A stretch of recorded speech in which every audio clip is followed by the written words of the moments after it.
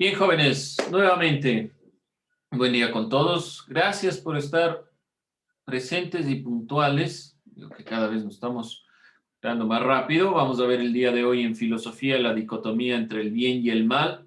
Obviamente el objetivo de esta clase es de explicar esto de la dicotomía, esta separación que ha existido entre el bien y el mal.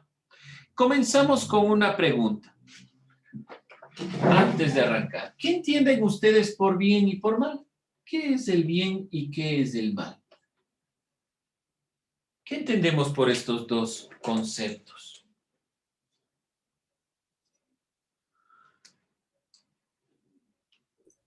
El bien es las cosas positivas que hacemos para nosotros mismos y para los demás. Bueno, puede ser. No voy a darle una respuesta. Quiero oír sus puntos de vista. ¿Qué más? Vamos a ver qué nos dice Leslie Carrillo. ¿Qué piensa usted? ¿Qué es el bien y el mal? Todo el tiempo le han de haber dicho, pórtese bien, no se portará mal. ¿Qué significa eso? ¿Qué es el bien y qué es el mal? Forma en la que las personas ven las cosas. Un poquito más específico. En lo que clasifican las cosas. Yo puedo clasificar, por ejemplo, mire, los marcadores por colores, pero no puedo decir que sean buenos ni malos. ¿A qué se refiere con clasificar en este caso? Le dejo la duda. Vamos a continuar. ¿Qué es el bien y qué es el mal? Mercedes, ¿qué es para usted el bien y qué es el mal? Desde su punto de vista. O sea, el bien es como que cosas que estamos haciendo bien y el mal son cosas malas, ¿no? Pero no me dice mucho, pues el bien es hacer el bien y el mal es no hacer el mal. Es que no sé, dicen cómo explicar, o sea, Pero si usted le dice, pórtese bien, ¿qué entiende usted? que me tengo que portar bien y no mal. Sí, pero ¿qué es propiamente el portarse bien? O sea, que esté bien, es que no sé. ¿Pero qué? Por ejemplo, le dicen, a ver, se va a quedar en la casa, ¿no es cierto? Portaraste bien. ¿A qué se refiere? ¿Qué le están diciendo que no haga? A que no haga nada malo. ¿Pero qué? Deme un ejemplo. O sea, que por ejemplo no haga fiestas, no tome, no sé. Ya, bueno, ese es un ejemplo, listo, un ejemplo. Es decir, que entendemos lo bueno y lo malo con acciones. ¿Sí? Que hay cosas que las personas esperan que nosotros hagamos. Está bien. Vamos, ¿qué más? Valeria.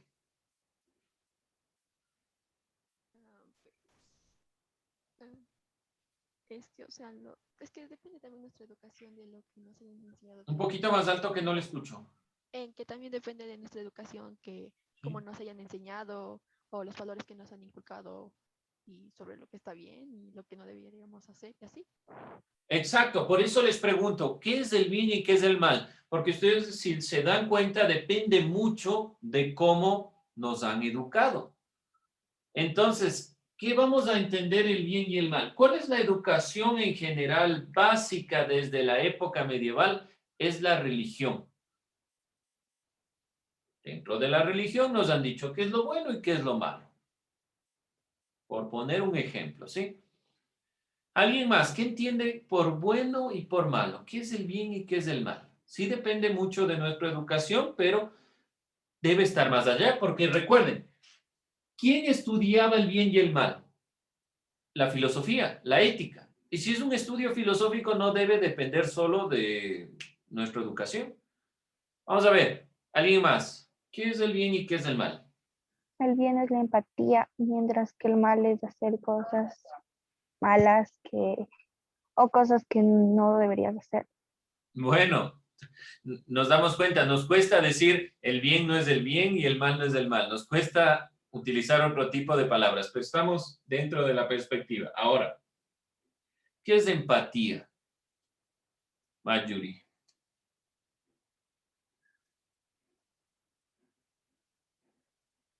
¿Qué entiende usted por empatía? Me dijo, el bien es ser empáticos, la empatía. ¿Qué es eso?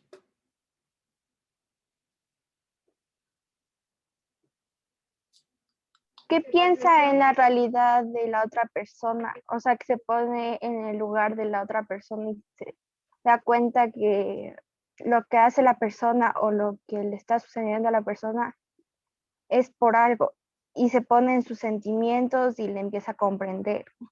¿Olvidando mi propia persona o no?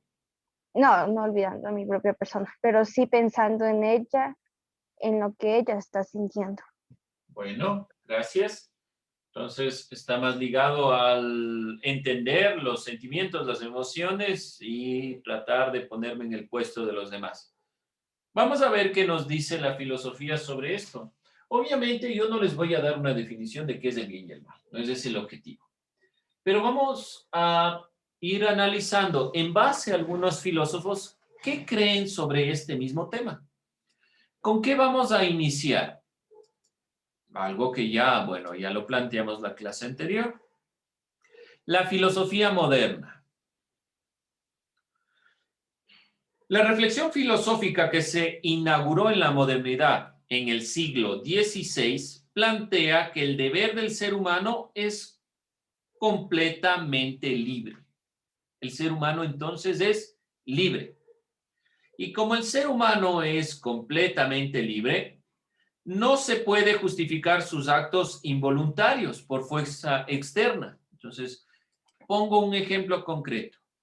Ustedes me dicen, yo entro a clases porque me obligan. No hay tal caso. Según la modernidad, todo lo que usted hace es por su propia voluntad. Significa que usted elige qué es lo correcto y qué no. El sujeto se hace responsable de todos sus movimientos, siendo la libre voluntad el fundamento de la moral, como vemos aquí. Para la moral moderna o la moral de la modernidad, el sujeto se hace responsable de todos sus movimientos. ¿Por qué? Porque el sujeto es libre, siendo la libre voluntad el fundamento de la moral. Aquí les pregunto, ¿qué se entiende por voluntad? ¿Qué es voluntad? Vamos a ver qué nos dicen los compañeros. ¿Qué es voluntad? Ayúdeme, Nicole Novoa. ¿Qué entiende usted por voluntad? Que te nace hacer algo por alguien. Solo la palabrita voluntad. Solo esta palabra que he señalado. ¿Qué es voluntad? Hacer las cosas porque te gusta.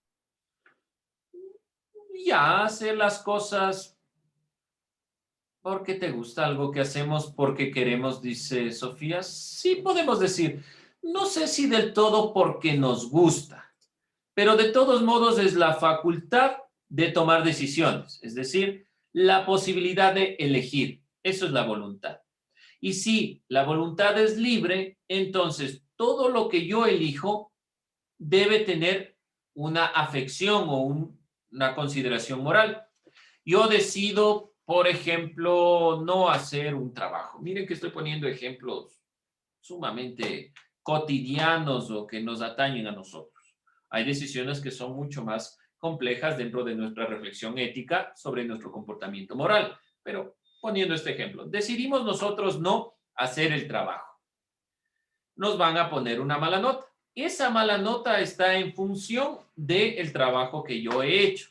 Entonces, yo debo ser responsable del acto que he cometido, que he realizado o no realizado. ¿Por qué razón? Porque el tomar la decisión de realizar o no ese trabajo fue voluntario. No existe ningún tipo de consideración externa que nos obligue a realizar las cosas. Esto según la filosofía moderna que inicia en el siglo XVI. Claro, la filosofía moderna, ¿alguien alguna duda, alguna inquietud de la perspectiva moral que tiene la modernidad? ¿Por qué arrancamos con esto? Porque vamos a ver unos filósofos que critican lo que está diciendo la modernidad. Por eso es importante que quede claro lo que dice la filosofía moderna. ¿Dudas? ¿Inquietudes? Entonces, no se olvide. Según la filosofía moderna, no hay nada externo que nos imponga las cosas, porque la voluntad es la voluntad de poder hacer, y esa voluntad es responsabilidad en cuanto al acto que yo elijo. Y por eso es el fundamento de la moral, porque la moral depende del individuo en su libre elección y se hace responsable. Nada hay externo. Bien, llega el siglo XIX y los filósofos así llamados de la sospecha ponen en crisis y en duda la modernidad. A ver, no funciona así. Vamos a ver que hay cuestiones externas que influyen. Vemos aquí a la izquierda a Marx, en el centro a Nietzsche y a la derecha a Freud. Estos filósofos de la sospecha, ya estaremos hablando por qué de la sospecha, pero principalmente son maestros de la sospecha, están entre varios ámbitos. Marx también fue economista, Freud sabemos bien que es psicoanalista. Uno de los casos principales de la crítica de Freud a la postura moderna, a esta postura que yo estoy planteando, no a la de la ciencia, sino a esta postura propia de la modernidad, es que hay factores del subconsciente que sí influyen en nuestra toma de decisiones y que no dependen de nuestra voluntad, sino que elegimos algo porque ya está codificado en nuestro subconsciente. Vamos a ver algunos elementos. Vamos primero con Friedrich Nietzsche. Friedrich Nietzsche es un filósofo alemán y vamos a ir analizando a estos pensadores a través de frases. Como hemos visto dentro de todo el proceso del análisis filosófico en estas clases, no es que nosotros hemos trabajado a la filosofía desde las épocas, es decir, no primero trabajamos filosofía clásica, luego medieval, luego contemporánea, luego moderno y luego contemporáneo, sino que hemos trabajado conceptos, ideas. Cuando se trabaja así, estaremos indistintamente regresando a los clásicos, regresando a los filósofos modernos. ¿Por qué digo esto?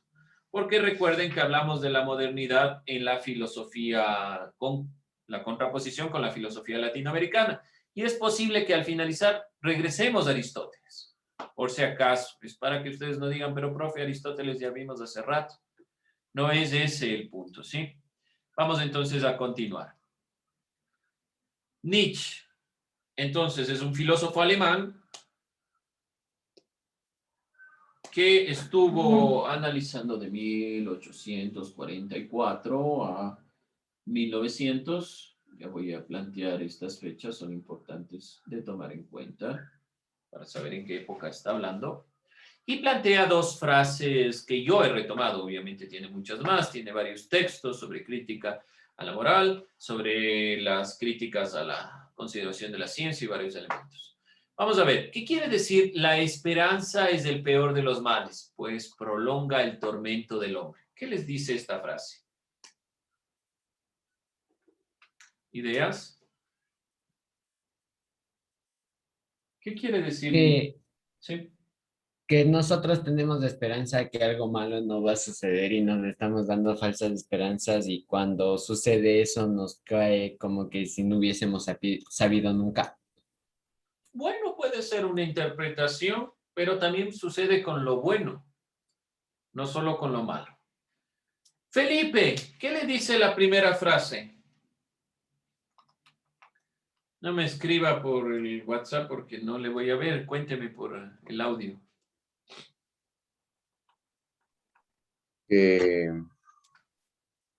¿Cómo lo explico?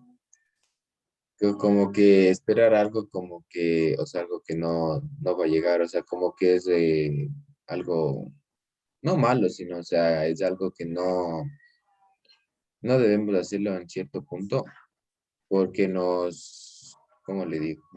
A nosotros mismos nos afecta a nosotros el ser humano, entonces como que, no sé, creo que entendí yo.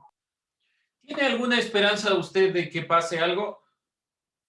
Por ejemplo, ¿Sobre qué tema específico? cualquier cosa. Digamos, usted tiene la esperanza, qué sé yo, de que mañana va a comer helado ya.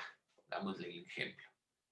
¿Qué pasa? Pues bueno, también depende de uno la cosa. Si es que yo quiero comer helado mañana, pues yo me esfuerzo por mañana comer helado, ¿o no? Muy bien, ahí vamos. Gracias, Felipe, por esa consideración.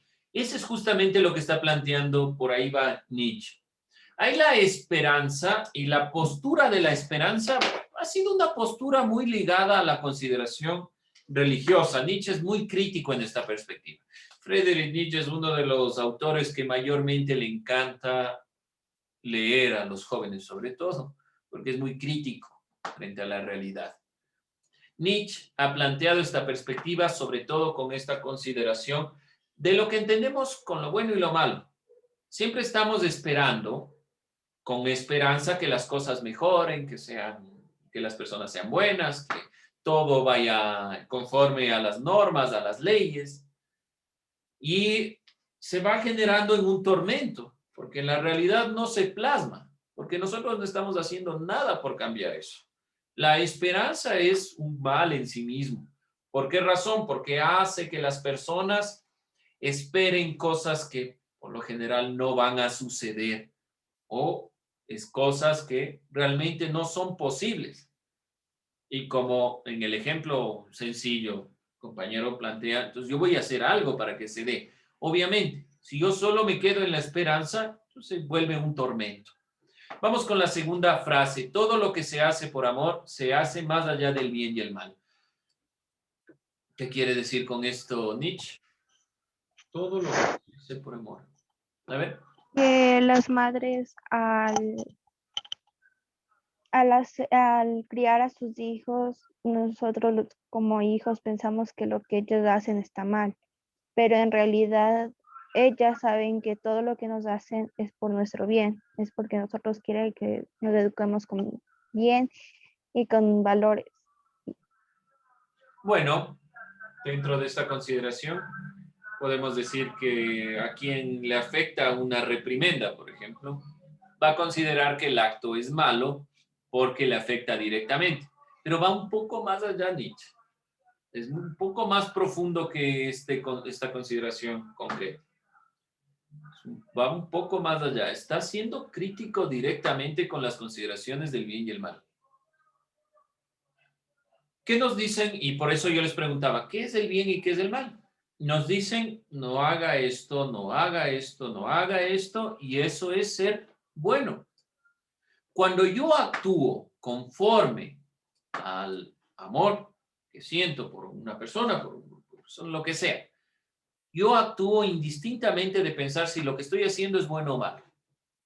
Y llega muy profundo esta perspectiva, o sea, es una crítica profunda. Sabemos muy bien que hay cosas que la sociedad no debe hacer. Por ejemplo, uno de los hechos considerables dentro de la moral, el matar. Sabemos muy bien que no podemos dar a nadie más. Si alguien salva a otra persona por ese amor, ¿consideramos que eso es bueno o que es malo? ¿Se dan cuenta que la pregunta es compleja? ¿Podemos decir realmente que es bueno o es malo esa persona que salvó a otra por amor? Eso es lo que está diciendo Nietzsche. El amor está por encima del bien y el mal. Todo acto que se hace por amor no se lo puede catalogar como bueno ni como malo. Está por encima de esta consideración. Esto, por favor, no se olviden tomarlo en cuenta, porque es una crítica al pensamiento moderno. ¿Qué dice la modernidad? La voluntad. Usted hace un acto y debe ser responsable del mismo. Obviamente, si usted comete un error, debe justificar y tratar de asumir su consecuencia. Pero si ese acto fue por amor, podemos juzgarle a esa persona como buena o mala. Ahí es donde se va generando el inconveniente. Y Nietzsche dice, no es tan sencillo. No ha sido tan fácil como decir simplemente usted hizo lo que hizo, entonces le juzgo. ¿Se dan cuenta? Se va dando una crítica. No es tan sencillo como se planteaba. Vamos con Freud. Bueno, vamos a ver un poco unos datos de Nietzsche. 1844-1900. Nietzsche fue un filósofo alemán. Amaba mucho la música de Wagner. Tuvo una relación de amistad con este músico. Tiene una frase que ha generado mucha controversia. Nietzsche dice, Dios ha muerto desde la modernidad. Entonces, como Dios ha muerto, es hora de que el ser humano se encargue de su propia necesidad. Este filósofo alemán resulta enormemente impresionado por la obra de otro filósofo llamado Schopenhauer, en su texto El mundo como voluntad y representación, y va analizando justamente esto de la voluntad, que vemos también dentro de la consideración. Su condición física y mental fue empeorando, tuvo una trágica muerte y murió a los 56 años. Nietzsche es uno de los grandes representantes porque ha influido mucho en el pensamiento contemporáneo. Es un pensador que realmente ha ido introduciéndose dentro de la mentalidad contemporánea. Vamos a ver a Sigmund Freud, es un psiquiatra austríaco. Está dentro del pensamiento filosófico y dentro de las sospechas, si sabemos si nacía filosofía o si realmente era solo un psicoanalista. Tiene dos frases que él has tomado. Los buenos son los que se contentan con soñar aquello que los malos hacen realidad. ¿Qué les dice esta frase? Los buenos son los que se contentan, nuevamente miren, bueno y malo. Los buenos son los que se contentan con soñar aquello que los malos hacen realidad. ¿Ideas? ¿Qué quiere decir esta frase?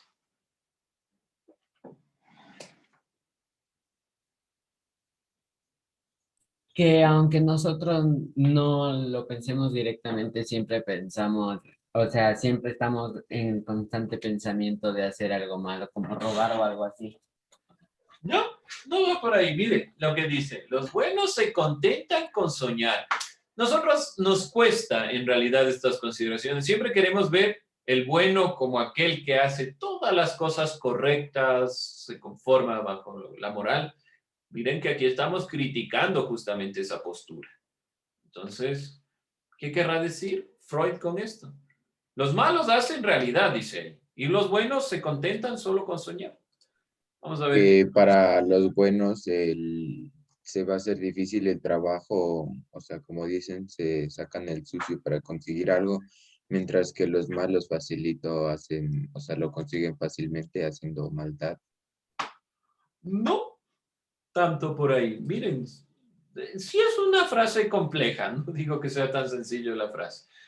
Hacen lo que sea por alcanzar sus objetivos, nos dice Leslie Carrillo. Sí, puede ser por ahí. Los buenos se contentan de algo que ellos no han podido hacer y que lo han podido hacer los malos. Han podido lograr el objetivo que ellos deseaban. Sí, podemos decir, sí, por ahí también puede ir. Pero aquí está criticando los dos conceptos, bueno y malo. ¿Qué creemos nosotros como bueno, por lo general? Lo bueno es aquello, estar impávido, no actuar, hace las cosas con la normativa. Entonces, los buenos supuestamente actúan, pero en realidad solo piensan las cosas y no las hacen. En cambio, la realidad es de actuar. Está planteando Freud que debemos hacer las cosas, no solo creer que estamos haciendo. Es una frase compleja, es verdad, pero está criticando de fondo el concepto de bueno y malo, de la consideración de que lo bueno es no actuar, simplemente plantearnos bajo la normativa. Y los malos ponen en práctica lo que los otros están simplemente soñando. ¿Y qué dicen que es aquellos malos los que actúan conforme al, por ejemplo, veamos una consideración? Un grupo de personas se pone en marcha para criticar el sistema actual. Entonces decimos, esa gente es mala porque genera controversia, genera problemas, genera tráfico, qué sé yo. Y los buenos son aquellos que se sentaron a mirar cómo a las otras personas les atropellaban sus derechos. Eso es lo que está de fondo diciendo Freud. Los buenos creen que están haciendo algo, pero de fondo están solo soñando. Y a los que llamamos malos son los que ponen en práctica lo que los buenos no hacen. Entonces, ¿qué es lo bueno y lo malo? Realmente lo bueno y lo malo no está determinado por los actos, está determinado realmente por otros elementos. Y nos quedamos con esta frase. Todo chiste en el fondo encubre una verdad, dice Freud. ¿Qué querrá decir esto? Con esto cerramos. Que las personas tenemos que ocultar nuestra tristeza ante los demás. Bueno, y no solo nuestra tristeza, a veces nuestra condición. Muchos de los chistes encubren una forma de ser de nosotros que no queremos expresar. Pero vamos un poquito más allá. Freud, recuerden, es un psicoanalista y considera que la psique, específicamente el subconsciente, actúan en todo lo que hacemos. Entonces, ¿qué nos causa broma? A veces nos causa chiste cosas que nosotros no queremos admitir de nosotros mismos. ¿Alguien más? Todo chiste en el fondo encubre una verdad. Que muchas veces también usamos la ironía para cubrir algunas verdades o para decirlo indirectamente. ¿Ya? Bueno, para decirlo indirectamente sí, pero a veces ese decirlo indirectamente también es decirlo. A veces utilizamos los chistes y no nos damos cuenta de lo que estamos nosotros haciendo. A veces nos reímos de cosas que, por ejemplo, fomentan la discriminación, fomentan todo este proceso en el Ecuador de los femicidios. Detrás está la cultura y en los chistes está la cultura. Y a veces nos reímos sin darnos cuenta de que están encubriendo una verdad que no queremos reconocer, que no somos tan buenos como creemos, sino que estamos actuando conforme a criterios erróneos. Sí, espero que les agrade un poco estas frases que nos hacen pensar sobre lo que realmente es lo que nosotros creíamos.